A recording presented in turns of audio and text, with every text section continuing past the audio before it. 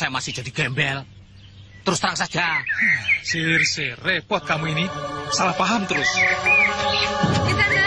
Di sana. Tiba-tiba ada suara merdu memanggil. Lindu Aji menatap lekat gadis cantik yang memanggil itu.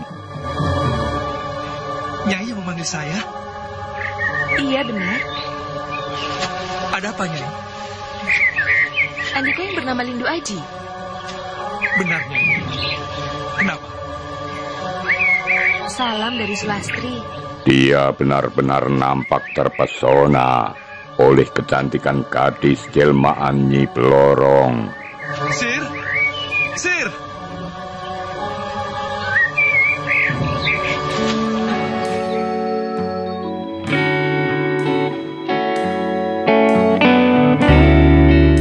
Lindu Aji terpikat Nyi Blorong.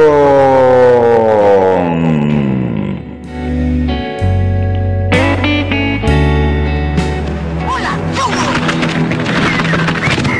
Mau kemana? Mana Rindi Antika? Jawab, mana Rindi Antika? Lepas. Betul, Guru. Direbut oleh seorang pendekar sakti. Siapa namanya? Lindu Aji? Betul namanya Lindu Aji, Guru. Atau Bagus Sajiwo? Iya, namanya Bagus Sajiwo, Guru. Bagus Sajiwo atau Lindu Aji? Kedua-duanya, Guru. Para pendekar yang menyerang kami tidak hanya seorang, sehingga mereka bisa merebut Rindi Antika dari...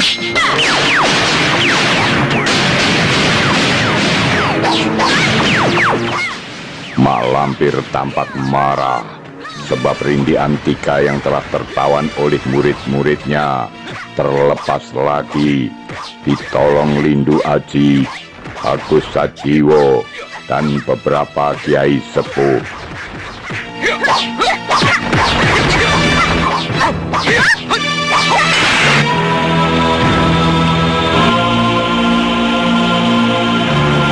Berapa orang? Berapa, Guning? 3. Betul kan 3 telah sih? 4. 5 orang dengan yang aku kalahkan. Dan 6 dengan orang yang membawa Rindi Antika. Berarti Datuk Larang Tapa bersama Kiai Ageng Jembar Jumantoro dan Basari ikut menyerang kalian. Kemana larinya? Ke sana, Guru. Kejar! Menyelamatkan Jatmiko dan Rindi Antika sama pentingnya. Mungkin Mak Lampir akan menjadikan anak-anak kita perisai untuk melawan kita. Kiai Ageng Jembar Jumantoro dan Kiai Basari. Sekarang, apa yang harus kita perbuat, Guru? Mencari Rindi Antika untuk merebut Jatmiko.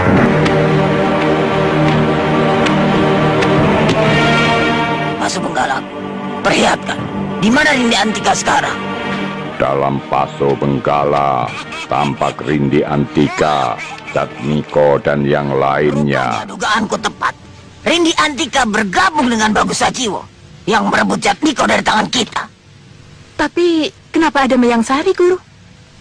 Si Mayang Sari, si pengkhianat itu sekarang rupanya bergabung dengan Rindi Antika dan Bagus Sajiwo.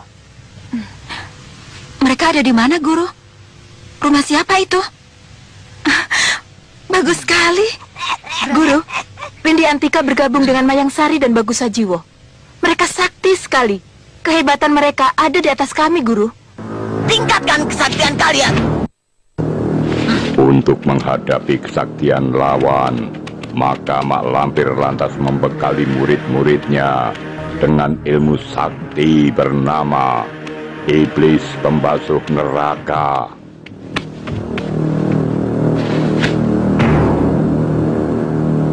Kalian harus bisa menyempurnakan ilmu Iblis Pembasuh Neraka.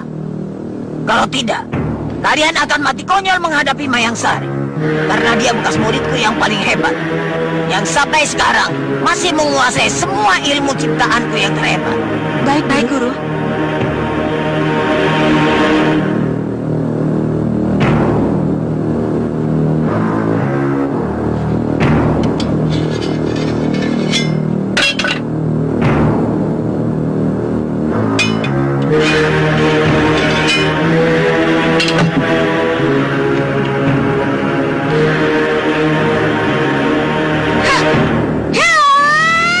Dengan gigih dan sungguh-sungguh, Mereka berlatih demi meningkatkan ilmunya.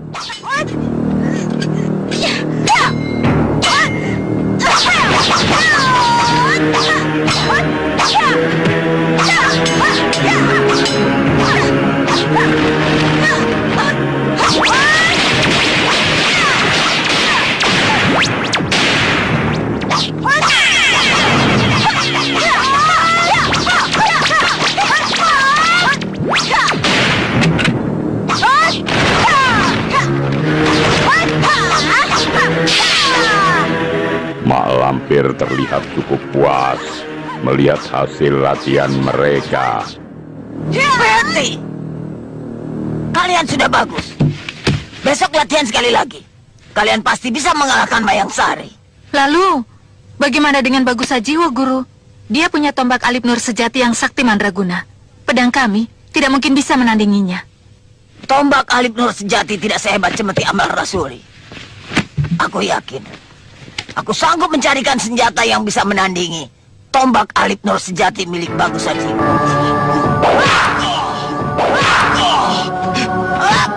Mak Lampir berjanji akan mencarikan senjata yang lebih sakti dari tombak Nur Alip sejati milik Bagus Sajiwo. Hal itu memang beralasan, sebab kawula muda murid-murid para kiai sepuh tanpa senjata, tangan kosong saja, begitu hebat. Contohnya Santal 5, murid Kiai Jamas itu. Mak Lampir cukup kewalahan ketika bertarung dengannya.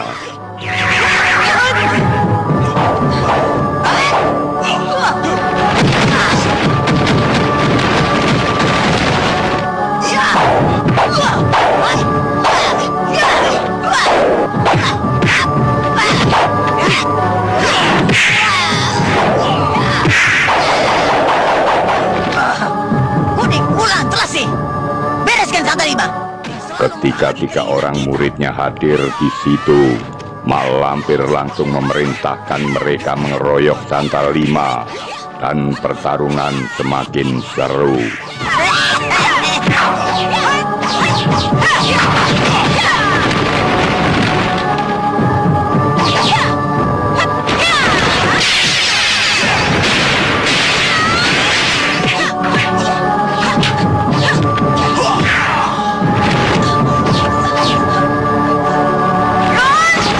Melihat bulan terpukul dan mereka tidak mampu menghadapi Santal 5, Mak Lampir kembali turun tangan.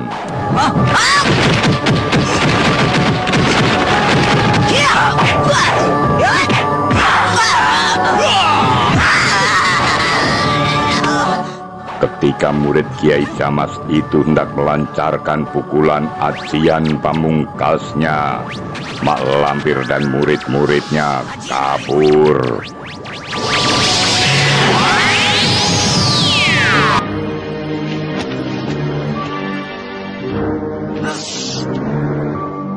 Grandong harus dimusnahkan, sebab dia akan membuat malapetaka di permukaan bumi. Jangan, Kiai. Kita jadi punya senjata untuk melawan Mak Lampir. Di saat Mak Lampir melihat Taso Benggala yang kini tampak Jatmiko akan memperalat Grandong untuk memusuhinya, maka marahlah dia. Aku harus membunuhnya. Apa yang harus kami bantu, Guru? Kumpulkan semua muridku yang kesohor. Katakan aku membutuhkan tenaganya untuk menghadapi si Grandong. Aku hadirkan kalian semua ke sini karena aku butuh bantuan kalian. Kami siap membantu, Guru. Bukan hanya siap, bahkan kalau perlu, nyawa kami pun akan kami pertaruhkan untuk membela Guru. Katakan, Guru. Saya Surobango bersama muridku Kartaki ini dari Gunung Baranang. Siap membantu. Mak Lampir mengumpulkan beberapa murid-muridnya yang berilmu tinggi, di antaranya Nyi Blorong dan Surobango dari Gunung Barangan. Berarti Grandong akan menjadi musuh kami pula. Ya, karena itulah kalian aku panggil kemari. Untuk menghadapi Grandong, Guru? Ya. Bisa dibunuh? Jangan. Nanti si Gerandong bisa membunuh kita. Selamatkan dirimu masing-masing. Gerandong bukan lawan kalian. Untuk bisa menangkap si Gerandong, bukan dengan tenaga atau kepintaran, tapi dengan keberanian yang mendekati kenekatan. Kemudian nenek jahat itu menjelaskan bagaimana cara menghadapi lawan mereka, yaitu para pendekar dari golongan putih dan para kiai sepuh. Caranya, Guru? Blorong, hanya kaulah yang bisa melakukan tugas membuat tipu daya kepada para aliran putih. Bulan, bawa adik-adikmu untuk membantu Blorong. Baik, Guru. Blorong, kerahkan semua kepandaian dan kesaktianmu untuk menghadapi mereka. Siapa yang paling berbahaya di antara mereka, Guru? Kiai Jamas bersama muridnya, Santalima dan juga Panglima Kumbang. Siapa yang menjadi tangan mereka? Sembara, Lindu Aji, dan para pendekar muda yang sakti mandraguna. Yang menjadi kakinya? Para pendekar tua, seperti Kiai Jabat, Nyi Bidara, Kiai Ageng Jembar Jumantoro, Kiai Basari, dan Datu Larang Tapa. Dia benar-benar tahu persis nama dan juga kekuatan musuh-musuhnya. Mana yang harus kami serahkan dulu? Kalau bisa, matanya. Kiai Jamas, Santalima, dan Panglima Kumbang. Tapi terus terang sangat sulit. Apalagi jika berhadapan dengan Kiai Jamas. Karena dia dikawal dan selalu dikelilingi oleh tentara langit. Apa kelemahan bagian tangan? Pertanyaan yang bagus. Mak Lampir meyakini bahwa Nyi Blorong akan mampu melaksanakan tugasnya. Kau pasti mampu menggempurnya. Terangkanlah, Guru. Hanya asmara. Dengan asmara. Apa maksudnya, Guru? Senjatamu yang paling ampuh untuk menghadapi Sembara dan Lindu Aji hanyalah asmara. Siapa yang paling gampang dirayu di antara keduanya? Lindu Aji. Kalau begitu, aku akan menaklukkan Lindu Aji lebih dulu.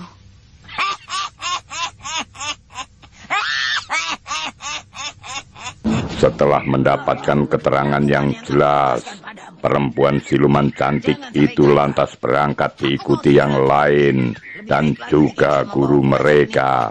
Bukan hanya Jatmiko, tapi semua musuh-musuh guru akan menjadi tangan kaum aliran hitam. Musuh-musuhku yang masih muda belia, untuk Blorong. Kalau aku pelit, Sir, mana mungkin aku mengeluarkan duit untuk membeli makanan sebanyak ini, ya? Aduh, jangan dipukul-pukul. Sementara itu di tempat lain, Lindu Aji bersama Pasir tampak habis belanja sejumlah makanan yang cukup banyak. Kamu itu sudah bersahabat dengan aku cukup lama, Sir. Lama mengikuti Sembara. Dan lama bergaul dengan para kiai, Sir. Kenapa kalau sudah lama tidak boleh?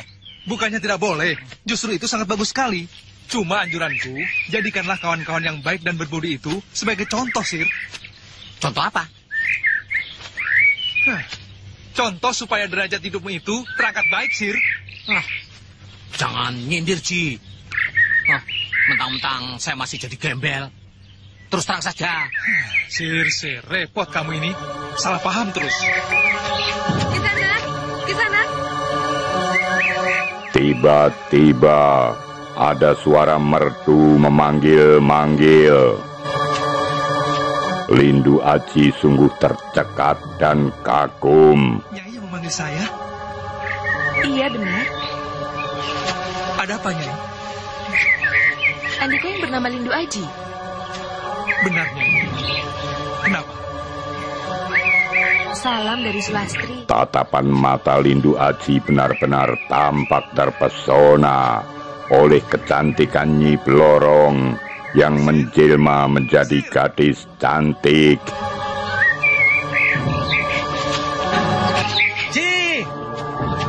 Ji, ini bagaimana? Sudah, Sir, kamu pulang saja. Nanti aku menyusul. Semilikiti. Ijo matamu kalau melihat gadis yang cantiknya kayak bidadari.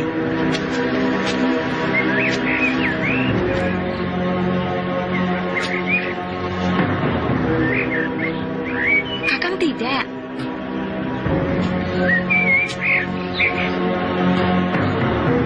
Kok bengong? Ya, bengong. Kau tidak ngomong? Iya, ngomong. Andika yang bernama Basir, kan? Iya, hai. Bawa apa sih? Makanan, kue. Mau?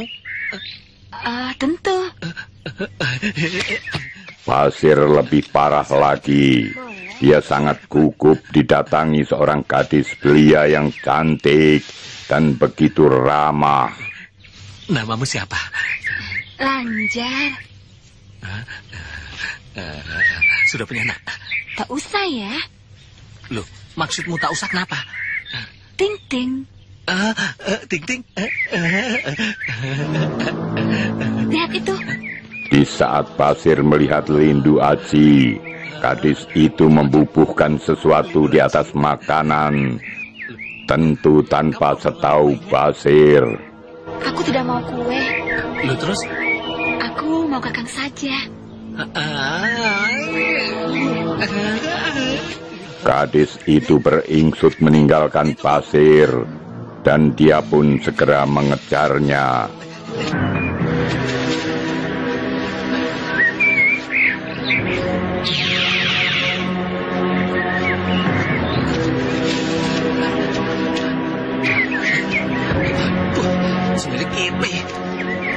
Kemana gadis tadi perginya ya? Basir mencari-cari, tapi gadis cantik itu tidak diketemukan, menghilang entah kemana. Sir! Sir! Kamu mencari apa, Sir?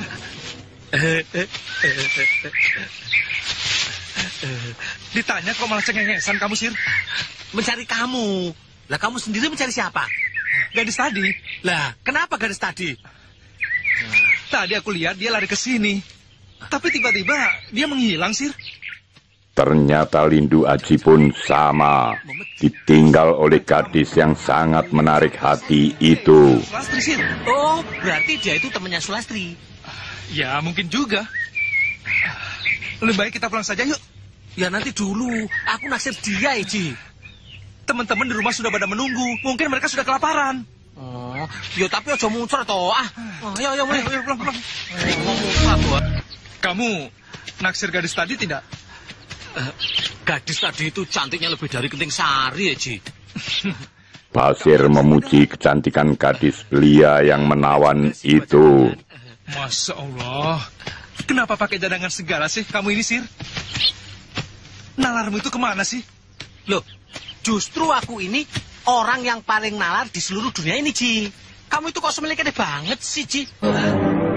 Kata Kiai, makan dari hasil jerih payah keringat itu sendiri lebih baik daripada... Lah, kamu itu nyindir aku, Toji. Aku ini bukannya menyindir, tapi justru mengingatkan kamu bahwa kita ini harus bekerja. Bekerja apapun bentuknya, yang penting terhormat. Daripada meminta-minta menjadi beban orang lain. Sebelik kete, memangnya aku bikin merepotkan orang lain? Aku tidak membicarakan kamu, Sir.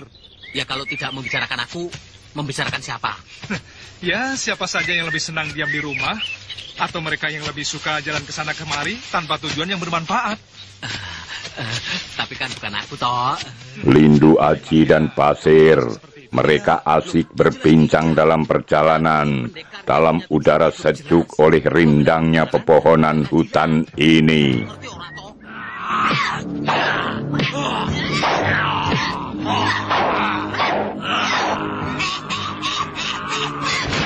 Di seputar hutan yang sama, terlihat Mak Lampir bertarung dengan Gerandong begitu serunya.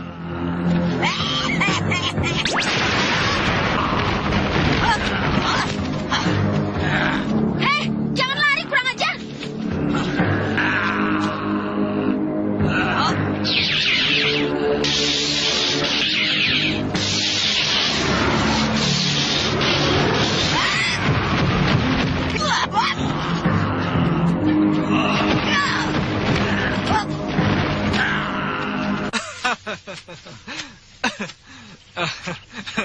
Kenapa ketawa? Ada yang lucu?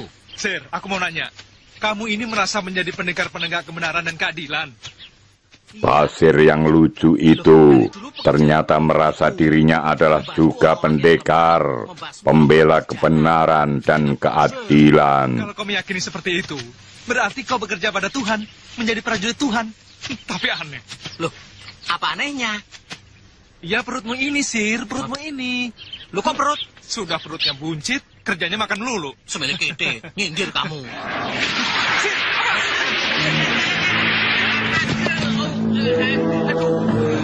Apa semilik ide? Apa-apaan sih kamu? bangun. Tiba-tiba mereka dikejutkan sesuatu yang berjalan di bawah tanah. Lindu Aji sigap mendorong pasir hingga terjatuh dan makanannya tumpah ruah ke tanah. Jangan!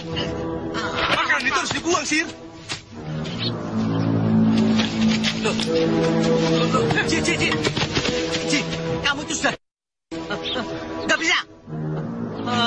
Jangan! Kamu ingin mati apa? Lindu Aji lantas membuang makanan itu yang ternyata telah berubah warna karena pengaruh racun ganas. Aneh bin ajaib kok bisa jadi begitu? Racun yang sangat ganas. Maksudmu dalam makanan itu ada racunnya, Ji? Iya, Sir. Waduh, kurang ajar penjual makanan itu. Apa maksudnya dia mau mencelakakan kita? Hah? Aku salah apa sama dia? Hah, kurang ajar. Kalau ketemu aku hajar dia sampai keluar kuningnya. Ya sudah, ayo jalan lagi.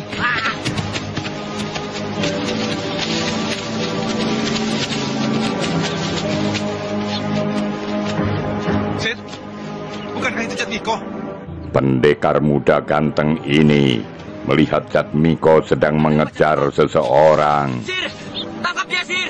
Dia anak buah Mak Lampir. Pasir kendati berbadan gendut, ternyata cukup lincah. Dia melompat menghadang Surobanga yang sedang dikejar Jatmiko. Sudah, menyerah saja. Kamu tuh sekarang berhadapan dengan pendekar Basir.